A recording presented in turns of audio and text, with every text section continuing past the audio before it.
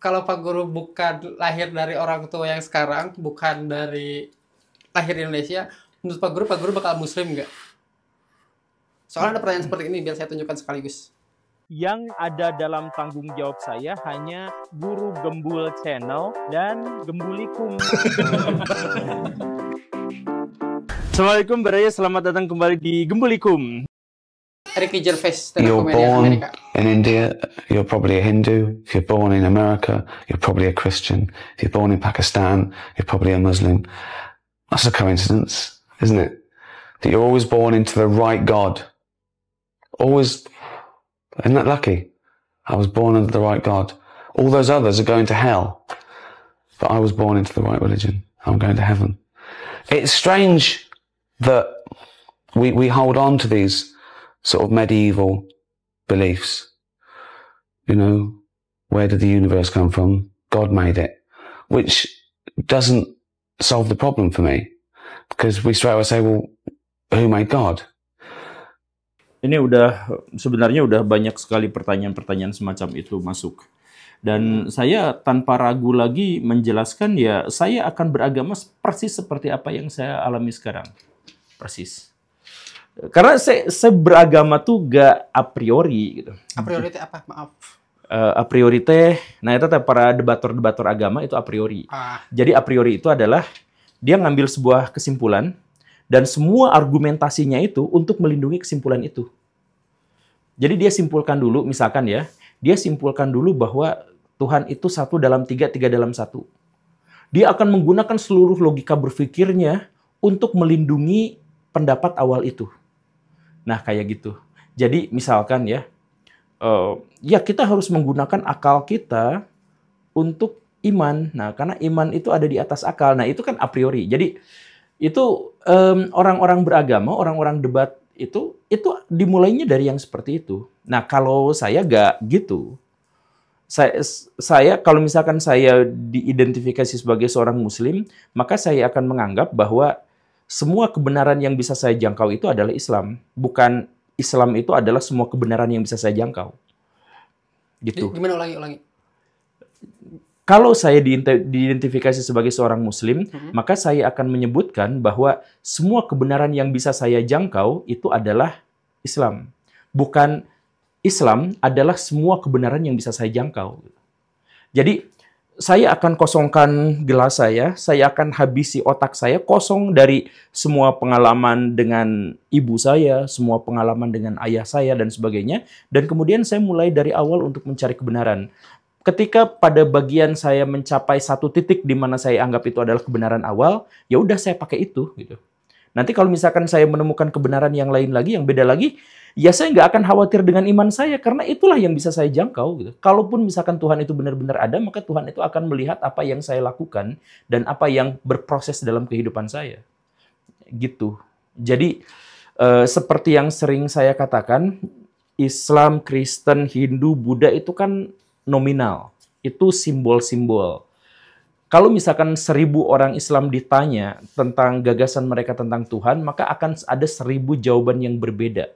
Jadi sebenarnya setiap orang itu nggak punya agama yang sama. Setiap orang itu unik spesifik dalam mendefinisikan, memahami, merasakan Tuhan itu seperti apa. Gitu kan? Jadi ya itu tuh hanya identifikasi, hanya bagian dari identitas komunal aja. Gitu. Ini pemikiran dua video tadi itu bukan filsafat yang kayaknya saya tidak mempelajari. Jadi saya pure bertanya, karena saya tidak ada ketertarikan untuk kebahas itu, kayak capek ya gitu. Iya emang capek. Capek banget. Siga ngupas bawang. Pedas. Bukan pedas. Dikupas aya deh sampai ternyata tuh nggak ada isinya. Oh iya, gitu. kupas ya, bukan potong. Soalnya setiap kali teman-teman filsafatku datang terus berdiskusi, itu ngomong apa? Tapi kalau ngomongin finansial saya agak senang.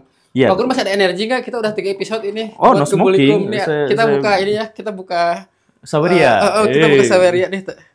Sudah lama. Nah, ini dari Budi. Apakah Islam disebarkan dengan kekerasan? Awalnya menawarkan untuk masuk Islam, kalau nggak mau disuruh bayar jizyah, kalau nggak mau bayar maka diperangi. Untuk banyak kasus ya. Jadi ditolong gitu ceritanya. Jadi makanya kita harus jelaskan dulu dimensi agama sebagai esoterism dengan exoterism. Ada agama sebagai keyakinan spiritual, ada agama sebagai identitas komunal. Nah, itu dua hal yang berbeda. Agama sebagai dimensi spiritual yang esoterism itu nggak bisa disebarkan dengan kekerasan. Nggak mungkin bisa. Yang mungkin bisa itu adalah agama yang disebarkan, agama dalam dimensi exoterism. Jadi sesuatu yang menyangkut identitas-identitas yang dikenali oleh masyarakat. Nah, misalkan dirimu ngaku orang Jakarta, itu bisa nggak? Bisa, aku doang. Bisa aja. Bisa aja. Bisa aja. Dan diterima nggak pengakuan itu sama orang Jakarta? Kalau kriterianya terus ngebohongnya perfect, bisa diterima aja. Bisa kan? Nah, aslinya orang mana? Bandung. Nah, yang asli orang Bandung, yang identitas yang kita itu nggak bisa dipindah-pindah. Tapi soal dirimu ngaku, saya adalah orang sini, orang sana, itu bisa aja. Jadi ada orang Muslim yang KTP, ya bisa aja. Bisa aja. Nah, jadi kalau misalkan Islam yang disebarkan dengan kekerasan, dengan perang, itu adalah bagian residu dari agama-agama yang ada di dimensi exoterism. Kan jadi politik identitas, pengakuan, dan lain sebagainya, itu di luar yang bisa diukur dan bisa ditakar sama orang lain. Nah, soal spiritualnya, itu gak ada yang tahu. Gitu kan. Dan kita gak punya metodologi untuk mengetahui iman seseorang. Kumaha sok carana.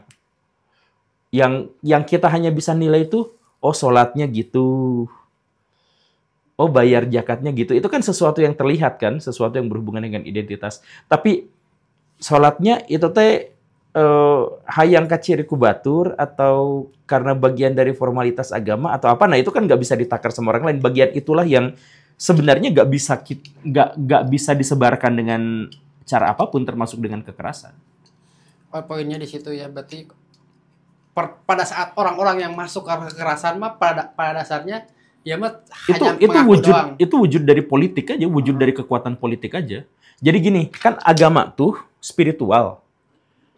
Dan nggak bisa diganggu-gugat, itu spiritual aja. Nah, tapi ketika saya ngomongin soal agama, itu tuh jadi material. Di zaman apa, Pak Guru? Apa? Yang di zaman apa maksudnya ini teh penaklukan dijadikan? Sebenarnya penaklukan pada waktu itu bukan berdasarkan agama. Pada waktu itu penaklukan itu didasarkan pada kepentingan-kepentingan politik. Jadi misalkan gini nih ya, di zaman Nabi, perang tuh defense.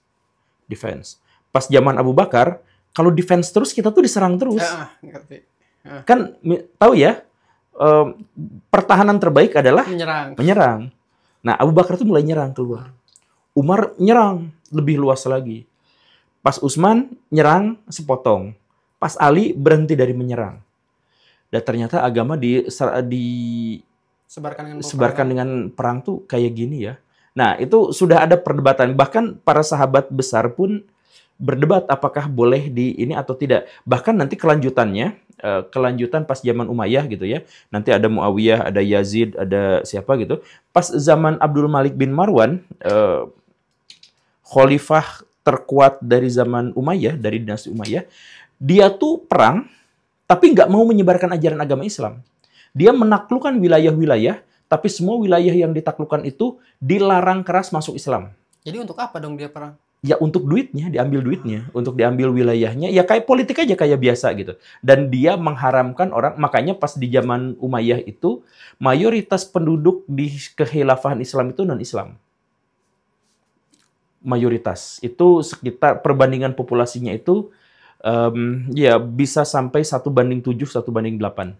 Karena pada waktu itu ada 10 provinsi di Islam, di wilayah Islam. Dari 10 provinsi itu cuma Makkah Madinah aja yang mayoritasnya, yang hampir sepenuhnya Muslim. Sisanya provinsi-provinsi yang lain termasuk Mesir, Kufah, Suriah, Syria gitu ya.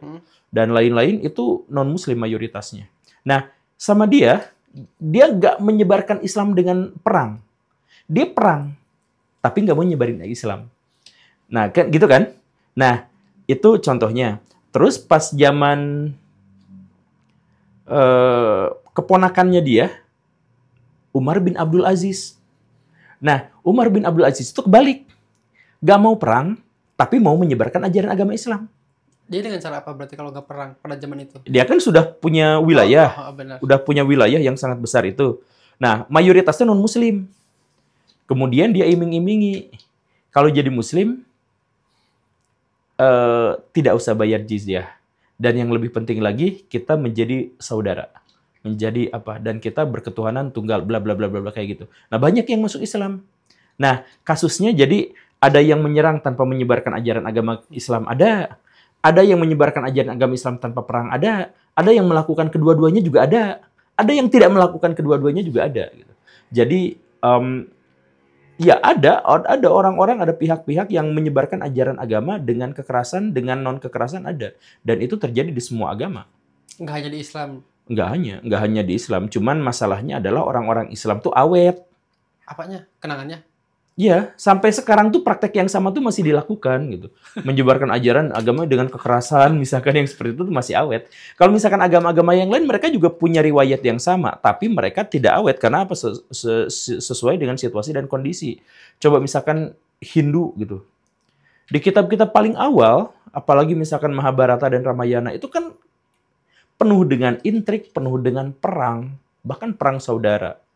Untuk mengklaimnya, bayangin aja misalkan ya, bayangin kita kalah judi, yang kalahnya kita, rakyat yang dikorbanin dikasihin ke wilayah lain gitu. Sampai segitunya. Dan itu normal pada waktu itu, gak ada yang salah dengan itu kalau misalkan melihat dari konteks zamannya. Itu nama-nama yang tadi Pak Guru sebutkan ada di buku itu? Ada di sini ada. Ada tuh. Bisa di check out ya teman-teman.